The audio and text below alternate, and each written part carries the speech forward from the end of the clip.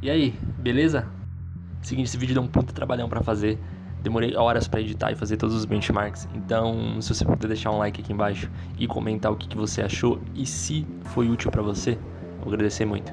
Então, bora pro vídeo da FX. Pra quem não tá ligado, a linha de processadores FX foi uma linha de processadores lançada em 2011 que tinha basicamente a missão de substituir a linha antiga de processadores da AMD, a linha Athlon, e ao mesmo tempo competir mercado com os processadores Intel, que até então eram basicamente dominantes aí no mercado gamer de processadores. Foram lançados basicamente 4 processadores dessa linha, o FX 4300, sendo esse o processador de entrada com 4 núcleos, 4 threads, seguindo com o intermediário, que seria o FX 6300, com 6 núcleos, 6 threads, e o topo de linha, digamos assim, da AMD, que seria o 8300, processador esse que teria 8 núcleos e 8 threads. Além disso, também tínhamos o chamado entusiasta, né, o High Engine da AMD, que a gente vai falar em outro vídeo dele, que era o FX 9590, né, mas esse aí a gente vai deixar um pouquinho de lado, vamos focar mais nesses 3 primeiros FX que eu disse. Bom, a principal característica desses processadores era o seu alto clock em tarefas.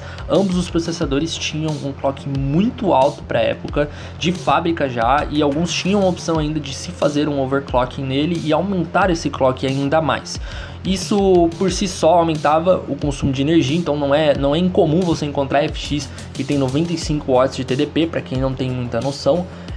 Ia ser um TDP comparável aí a um i9, que é um processador super entusiasta, super high-end aí hoje em dia. E o aquecimento, bom, ele era basicamente um aquecedor no seu quarto, né? Mas graças a esse alto clock e alta quantidade de núcleos que os FX possuíam, eles acabavam tendo também um desempenho legal em jogos, o que faz as pessoas se perguntarem até hoje: será que vale a pena usar um processador desse em 2020, 9 anos após o seu lançamento? Bom, é isso que a gente vai ver agora. Bom, primeiro eu queria dizer que esse vídeo vai ser mais focado na minha própria experiência de usuário. Então a gente vai utilizar aqui como base para os testes o FX 6300. Eu também estou usando como placa de vídeo aqui uma RX 470 de 4 GB, que é basicamente uma 570 com 4 em vez de um 5.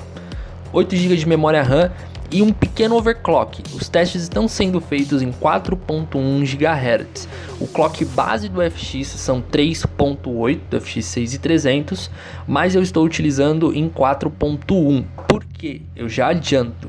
Sem um overclock nesses processadores é difícil ter um desempenho legal, uma fluidez boa em jogos. E bom, fluidez. Essa é a palavra perfeita para definir o FX. Ou pelo menos a falta dela. Jogando alguns títulos mais pesados, como por exemplo The Witcher 3, que é um jogo antigo, mas ainda assim exigente quanto a processador, fica claro que o problema do FX não é a velocidade de clock, e sim falta de força nos núcleos. Graças à arquitetura de 32 nanômetros do processador, a AMD foi forçada a basicamente compartilhar recurso entre os núcleos, criando assim a tecnologia Bulldozer, que era basicamente uma tecnologia onde cada 2 núcleos do processador compartilhariam recursos para ter um melhor desempenho.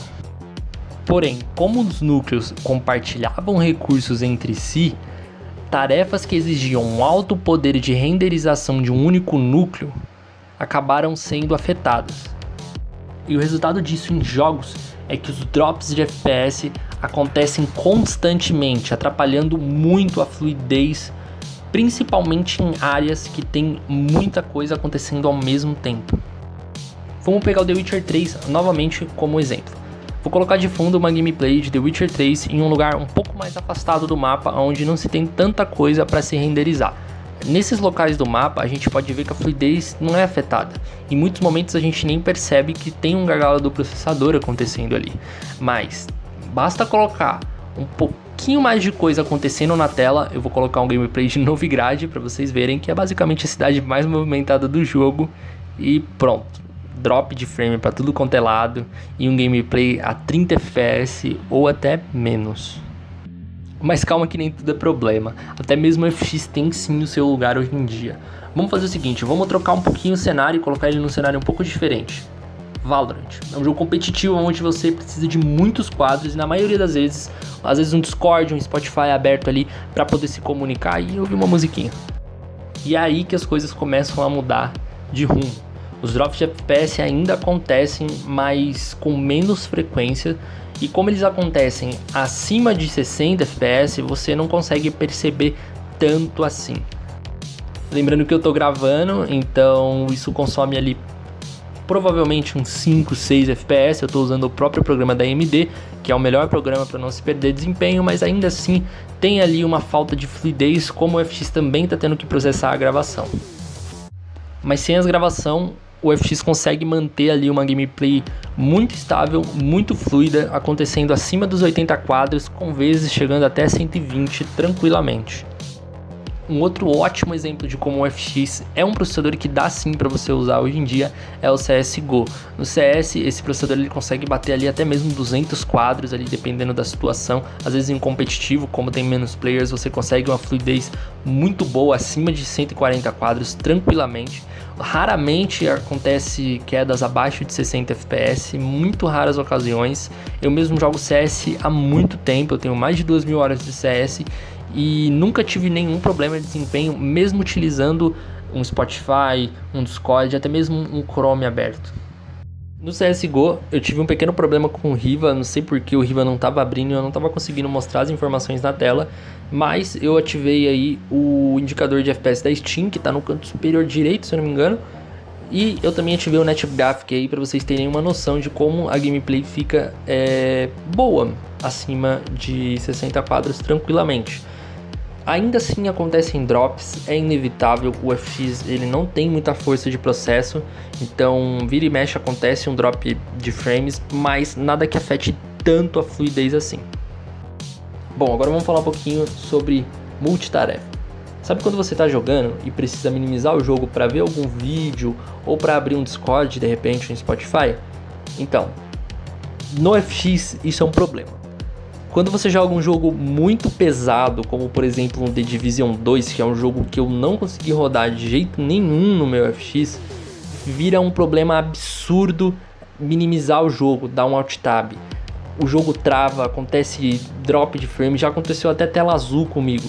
Então, se você quer um FX para poder usar multitarefa enquanto joga, eu não recomendo. Mas mesmo com todos esses problemas de desempenho, o FX ele ainda é um bom processador para você usar hoje em dia. Você consegue sim jogar alguns títulos e se divertir muito. Eu mesmo zerei The Witcher 3, um jogo que eu não tinha jogado, no meu FX e foi super tranquilo, tive uma ótima experiência. Não fiquei olhando desempenho, não fiquei olhando FPS nem nada, só botei o controle ali e joguei e foi ótimo. O que nos traz até o disclaimer final desse vídeo, que é se vale ou não a pena utilizar um FX em 2020.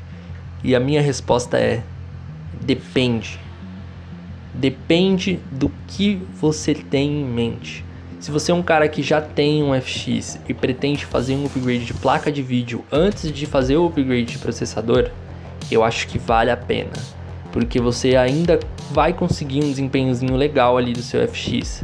Claro que para usar 100% da sua placa de vídeo, para ter uma gameplay boa e fluida, você vai precisar trocar o seu processador mais para frente. Mas dá sim para utilizar o FX para se divertir ali, às vezes em 30, às vezes em 45 ou até mesmo às vezes em 60 quadros. Sobre overclock, eu não quero focar muito esse vídeo em overclock, mas eu queria dar a minha opinião sobre o overclock em um FX. O FX para mim ele é um ótimo processador para você fazer overclock. Na verdade eu não utilizaria um FX sem fazer mesmo que um pequeno overclock nele. Eu mesmo fiz um overclock de 3.8 para 4.1 GHz e eu tive ganhos de FPS absurdo. A fluidez ainda é um pouquinho afetada às vezes quando tem uma parte mais pesada. Isso não tem como resolver, é da arquitetura do processador esse problema e não tem como você mexer. Não há overclock no mundo que vai resolver isso, mas um pouco mais de frequência no processador ainda assim ajuda você a conseguir uns FPS a mais e diminuir um pouco esses drops de FPS.